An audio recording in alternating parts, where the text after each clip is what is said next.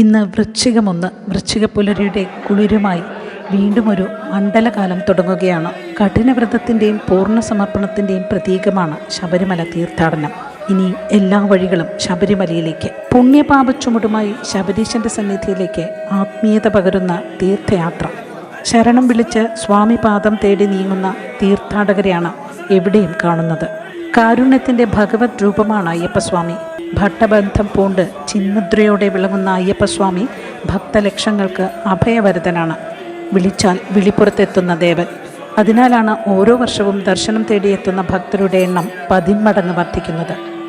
മണിക്കൂറുകൾ നീളുന്ന കാത്തുനിൽപ്പിൻ്റെ കഷ്ടപ്പാടും ശരണപാതകളിലെ യാത്രാക്ലേശങ്ങളുമെല്ലാം തീർത്ഥാടകർ മറക്കുന്നത് തങ്കസൂര്യപ്രഭയോടെ തിളങ്ങുന്ന അയ്യപ്പൻ്റെ ദർശനത്തിലാണ്.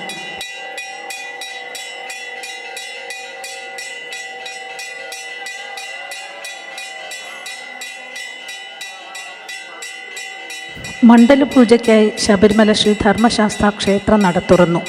പുതിയതായി ചുമതലയേറ്റ ശബരിമല മേൽശാന്തി ഇ.ഡി. പ്രസാദ് നമ്പൂതിരിയുടെ നേതൃത്വത്തിൽ നട തുറന്നതോടെ അയ്യപ്പനെ തൊഴാനെത്തിയ ഭക്തർക്ക് വൃശ്ചിക പുലരിയിൽ ശബരിമലയിൽ ദർശന പുണ്യം. നട തുറന്നപ്പോൾ എങ്ങും ശരണമന്ത്രങ്ങൾ ഉയർന്നു. പുലർച്ചെ തന്നെ തീർത്ഥാടകരുടെ നല്ല തിരക്കാണുണ്ടായത്.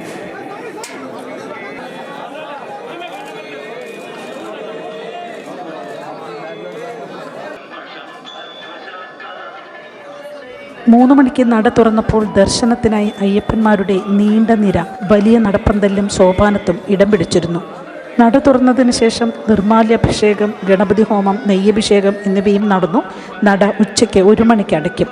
തുടർന്ന് ഉച്ച കഴിഞ്ഞ് 3 മണിക്ക് വീണ്ടും തുറക്കുകയും രാത്രി 11 മണിക്ക് ഹരിവരാസനം പാടി അടയ്ക്കുകയും ചെയ്യും.